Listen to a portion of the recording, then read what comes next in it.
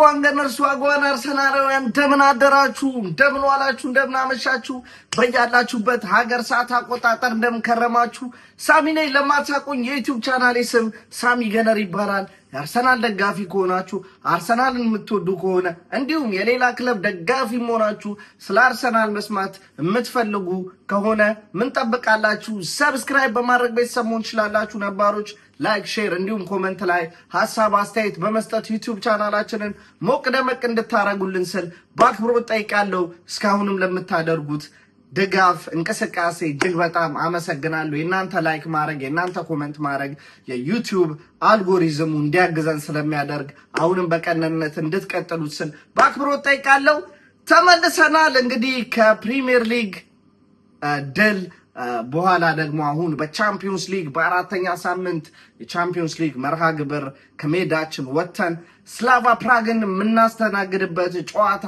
ነገ early የሚደረግ የቻምፒዮንስ ሊግ መርሃ ግብር ነው በዩኬ ሰዓት አቆጣጠር 5:45 የሚደረግ ሲሆን በኢትዮጵያ ሰዓት አቆጣጠር ደግሞ 8 ሰዓት ወይም ደግሞ 2 ሰዓት ከ45 የሚደረግ ጨዋታ ነው ስለዚህ ጨዋታ አንዳንድ ነገር ለማለት ነው የመጣሁት አርሰናል በቻምፒዮንስ ሊጉ እጅግ የተሳካ አሪፍ እንቅስቃሴ ያደረገን ያለው በሶስቱ የቻምፒዮንስ ሊግ ጨዋታዎች ላይ 8 ጎሎችን ማስቆጠር ችሎ መረቡ ላይ አሁንም ምንም አይነት ጎል አልተመዘገበም የመጀመሪያውን ጨዋታ ከአትሌቲክ ክለብ ጋር አድርጎ 2-0 ማሸነፍ ሲችል ሁለተኛውን ጨዋታ ደግሞ ከሜዳው ወጥቶ የግሪኩን ክለብ ኦሎምፒያኮስን አስተናግዶ ሱንም ጨዋታ 2-0 ማሸነፍ ችሎ ነበረ ሶስተኛው ጨዋታና ከዚህ በፊት ያደረግነው የመጨረሻ ቻምፒዮንስ ሊግ መርሃ ግብር በሜዳችን ኤምሬትስ አትሌቲኮ ማድሪድን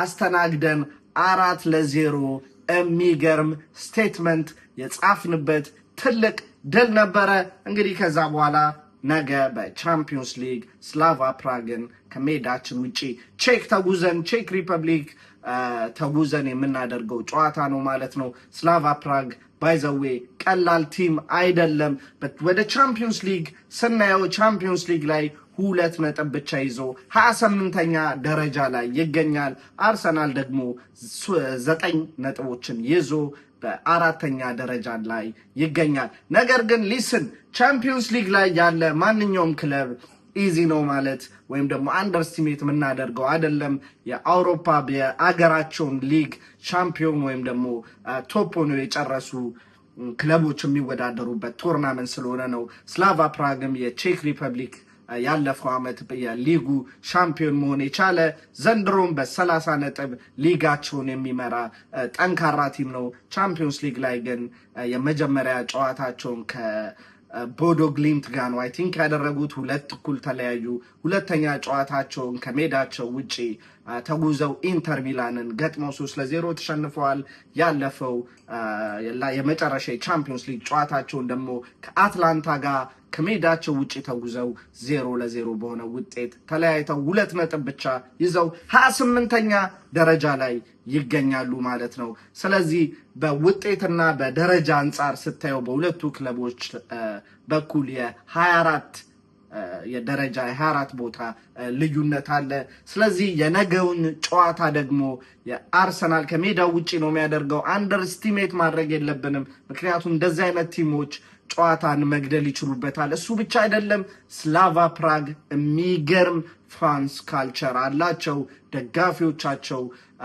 ሙሉ ኢቨን 4-0 ለምን አትመሯቸውም ሜዳውን በዝማሬ እንዲሁም ስካርፋቸውን ከፍ አድርገው በማውለብለብ ሜዳ በማድመቅ የሚታወቁ ደጋፊ ነው ያሏቸውና ነገ በደጋፊ ረገድ አድቫንቴጅ እነሱ አላቸው አይ ቲንክ 20 ሺህ ማይሞላም ስቴዲየማቸው ደግሞ ስለዚህ ጠባብ ደጋፊ ሚዝ ስቴዲየም እና ደግሞ አሪፍ ፋን ቤዝ ካልቸር ካላችሁ ስቴዲየሙ ከባድ ሊሆን ይችላል በደጋፊዎች ዝማሬ ማለት ነው ነገር ግን አርሰናል የተወሰነ የተጫዋቾች ለውጥ አድርገን መግባት አለብን ብዬ አስባለሁ ስፔሻሊ ያጥቂ ቦታ ላይ የተወሰኑ አሁን ጉዳቶች ያስተናገደን እንገኛለን ዮኮሬስ ባለፈው ጨዋታ ላይ ከረፍት በኋላ መቀጠል አልቻለም የተወሰነ የህመም ምልክት ተሰምቶኛል በማለቱ ብሏል ሚካኤል አርቴታ።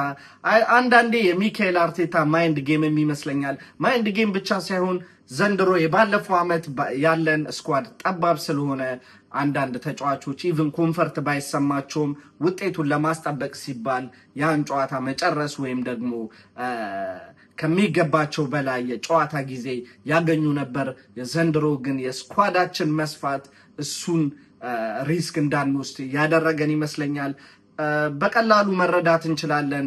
የተወሰኑ ጨዋታዎች ላይ ባለፈው ጨዋታ ላይ ቪክቶር ኮሬዝ ምናልባትም ጨዋታውን መቀጠል የሚችልበት አቅምም ሊኖረው ይችላል። ነገር ግን ለምን ሪስክ እንወስዳለን? ምክንያቱም 2-0 እየመራን ነው። ስኳዳችንም የሚገባው ያን ውጤት ለማስጠበቅ ከበቂ በላይ የሆነ ስኳድ አለን ብሎ ስላሰበ ወሳኝ ተጫዋቾችን እርሊ ሲቀየር ሚካኤል አርቴታ መመልከታው ኖርማል ሆኗል። ዙቢሜንዲ የነገ ጨዋታ ላይ አይኖርም። እሱም በቅጣት ምክንያት ጨዋታ ያልፏል። ቢጫ ካርድ ባለፈው ጨዋታ ላይ ስለተመለከተ ማለት ነው። ሌላ አንድ ተጫዋች ምንም እንኳን ኢምፖርታንት ተጫዋች ቢሆንም የነገውን ጨዋታ እንዳይሰለፍ የምፈልገው የአርሰናል ተጫዋች አለ። እርሱም ዴክላን ራይስ ነው። አይኖ እንዴት ዴክላን ራይስ እንዳይሰለፍ የምትሉ ካላችሁ ካም ዳውን። ምክንያቱም የነገ ጨዋታ ላይ በኤኒ ቻንስ ዴክላን ራይስ ቢጫ ከተመለከተ ቀጣይ የቻምፒዮንስ ሊግ ጨዋታ ያልፈዋል። ምን ችግር አለው ታዲያ ምትሉ ከሆነ ደግሞ 5ኛ ሳምንት የቻምፒዮንስ ሊግ መርሃ ግብር የምንገጥመው ቦዶ ግሊምትን ወይም ደግሞ ኦሎምፒያኮስን ምናን አይነት ቲም አይደለም። ዘንድሮ ጥሩ ፎርም ላይ የሚገኘውን ባየር ሙኒክን የምናስተናግድበት ጨዋታ ስለሆነ ኦፍ ኮርስ ለዛ ጨዋታ ዴክላን ራይስን እፈልጓለሁ። ዴክላን ራይስ ብዙ ቢጫ የሚመለከት ተጫዋች አይደለም፣ ግን ምን እናውቃለን፣ ዳኛው በስተትም ቢጫ ሊሰጥ ይችላል። ምን ይችላል? ለምን ያን ሪስክ እንወስዳለን? በሌላ እሱን ተክቶ በሚጫወቱትም ተጫዋቾች የነገ ተጋጣሚያችንን በጎል ብዙ ጎሎች ታጅቦም ባይሆን ውጤት ይዘን መውጣት እንደምችል አስባለሁ እኔ እንዳለን ስኳድ ማለት ነው። ስለዚህ የነገን ጨዋታ ዴክላን ራይስ በፍጹም ተቀይሮም እንዲገባ አልፈልግም ማለት ነው። ይሄን ካልን ዘንዳ እንግዲህ ወደ ጨዋታ የውጤት ግምት ስናልፍ አርሰናል የነገውን ጨዋታ 2-0 በሆነ ውጤት ያሸንፋል ብዬ አስባለሁ። ሊስን የዘንድሮ አርቴታ ቲም ቀላል አይደለም ውጤት ፕሪዲክት ለማድረግ እውነት ለመናገር። ምክንያቱም አንዳንዴ ኢቨን የማግባት ቻንስ እያለው የባለፈው የበርንሌን ጨዋታ ተመልክታችሁት ይሆናል። ውጤት ጉልበታቸውን ለመቆጠብ ይሁን ምን ይሁን ጨዋታውን እንዳሸነፉ ሹር ከሆኑ ጨዋታውን በቀላሉ በዛው ውጤት ገለው ለመውጣት በፖዚሽኑን ብቻ ምንድነው የሚባለው ከኳስ ውጭ ያለውን እንቅስቃሴያቸውን ብቻ አስተካክለው ውጤት ይዘው መውጣት የሚፈልግ ቲም እየተመለከትኩ ስለሆነ በግምት ጉዳይ እንኳን የዘንድሮ ከበድ ይላል። አንዳንዴ ደግሞ ይሄ ጨዋታ ላይ ጠባብ ውጤት እመለከታለሁ በምትሉበት ጨዋታ የአትሌቲኮ ማድሪድ ላይ ደግሞ 4 ግቦችን ትመለከቱና ያስገርማችኋል ማለት ነው። ስለዚህ የነገውን ጨዋታ አርሰናል 2-0 ያሸንፋል ስል እገምታለሁ ማለት ነው። ወደ ስታርቲንግ ላይንአፕ ወይም ደግሞ የመጀመሪያ ቋሚ 11 ምርጮቼ ስንሄድ የግብ ጠባቂ ቦታ ላይ ዴቪድ ራያን አደርጋለሁ። ኦፍ ኮርስ ዴቪድ ራያን እንደተነጋገርነው ከቤት ሆኖ ስራውን መስራት መጀመር ሳይኖርበት አይቀርም እንደ ኮቪድ ጊዜ ማለት ነው። ምክንያቱም ሜዳ ውስጥ መገኘቱ ምንም አይነት ጥቅም የለውም። ሙከራም ሹቶን ታርጌትም እየተሞከረበት ስላልሆነ ወይ ደግሞ እንዳልኳቸው ባለፈው አስፈቅዶ ወንበር ይዞ ገብቶ አረፍ እያለ ጨዋታውን ከደጋፊው ጋር እንዲመለከት ቢደረግ ጥሩ ነበር። ቢቻል የነገውን ጨዋታ ኢንዌስ ዴቪድ ራያን በግብ ጠባቂነት ቦታ ላይ እምመርጠው ይሆናል። የቀኝ ፉል ባክ ቦታ ላይ ደግሞ ዩሊያን ቲምበርን አደርጋለሁ። ዲስ ጋይ ሁሌም በቃ ድንቅ ነው። ሁሌም አሪፍ ፐርፎርማንስ እያሳየ ነው። የነገውን ጨዋታ ውጤቱን ምናልባትም ቶሎ ውጤት እንዳገኘን ካወቅን ቤን ዋይትን እዛ ቦታ ላይ በማሰለፍ ለቲምበር ጊዜ የእረፍት ጊዜ ብንሰጠው ባይነኝ ብዙ ጨዋታዎችን እየተሰለፈ ስለሆነ ማለት ነው። የቀኝ መሃል ቦታ ላይ ደግሞ ሞስኬራን የምጠቀመው ይሆናል። ዊሊያም ሳሊባን በዚህም ጨዋታ ላይ አሳርፈዋለሁ። በደንብ ጊዜውን ኢንጆይ ያድርግና ወሳኝ ለሆኑ ጨዋታዎች እንጠቀመዋለን ማለት ነው። የግራ የመከላከል መሃል ቦታ ላይ ደግሞ ጋብሪኤል ማጋሌዝን ማሰልፎ ይሆናል። እሱን ተከትሎ የግራ ፉልባክ ቦታ ላይ ሂንካፔን እመርጧለሁ።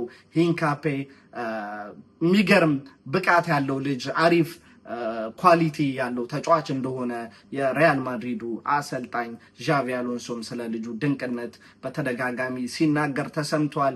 ስለዚህ በደንብ ደግሞ በቻምፒዮንስ ሊጉ የነገ ጨዋታ ላይም ተሰልፎ ባለፈው ያስመለከተንን ጥቂት በጎነት የነገው ጨዋታ ላይ ደግሞ ሞር ኢንጆይ እንድናደርገው ፈልጋለሁና የነገውን የግራ ፉል ባክ ቦታ ላይ ሂንካፔን ማሰልፎ ይሆናል ማለት ነው። የዲፌንሲቭ ሚድፊልደር ቦታ ላይ ደግሞ ክሪስቲያን ኖርጋርድን ነው ማሰልፈው። እንደነገርኳችሁ ዙቢሜንዲ የነገ ጨዋታ ላይ አይኖርም በቅጣት። ዴክላን ራይስንም ማሰለፍ አልፈልግም ቢጫ ካርድ ካገኘ ሪስክ ስለሆነ። ስለዚህ ኖርጋርድ ከበቂ በላይ ለዛ ቦታ ተገቢ ነው ብዬ አስባለሁ። የነገው ጨዋታ ኖርጋርድ እንዲሰለፍ እፈልጋለሁ። የቀኝ የመሃል ቦታ ላይ ደግሞ ኢታን ንዋኔሪን ማሰለፍ ይሆናል።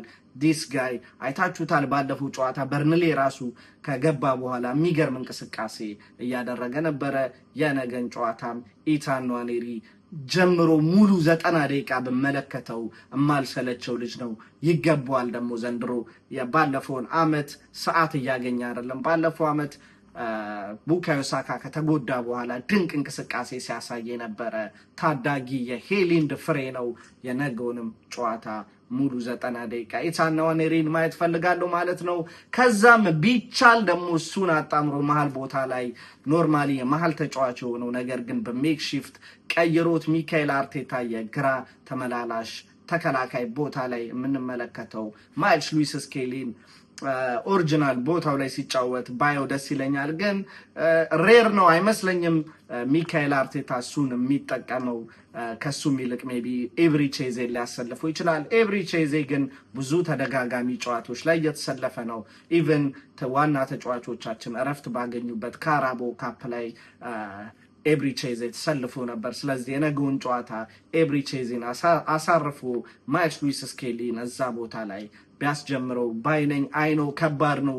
ሶስቱም የመሃል ቦታ ጥምረታችን በአዲስ መልኩ ሊቀየሩ ነው ማለት ነው። ነገር ግን ጨዋታው ከባድ አይነት ነገር እየሆነ ከመጣ ቀይረን ኤብሪ ቼዜን መጠቀም እንችላለን ብዬ አስባለሁ። የቀኝ የማጥቃት ክንፍ ቦታ ላይ ደግሞ ቡካዮ ሳካን አደርግና ቡካዮ ሳካን ሊስን የነገ ጨዋታው ላይም ቡካዮን ሳካ አሳርፌ ማክስ ዶመንን ባስጀምር ደስ ይለኛል። ነገር ግን ሪስፔክት ማድረግ አለብን ተጋጣሚያችንን። ስለዚህ ቡካዮ ሳካን እናስጀምርና እንደነገርኳችሁ ነው ጨዋታውን በጊዜ የመግደል ቻንስ ካገኘን ገድለን ማክስ ዶማንን ኢንጆይ የምናደርግበትን ሰዓትን ብናገኝ ደስ ይለኛል። የግራ የማጥቃት ክንፍ ቦታ ላይ ደግሞ ትሮሳርድን ማሰለፉ ይሆናል። ኦፍኮርስ ማርቲኔሊ ጉዳት ላይ ነበር የባለፈው ጨዋታ ከስኳድ ውጭ ነበረ። ይህንም ጨዋታ አሳርፈን ወይም ደግሞ ቀይረን ብንጠቀምበት ባይነኝ።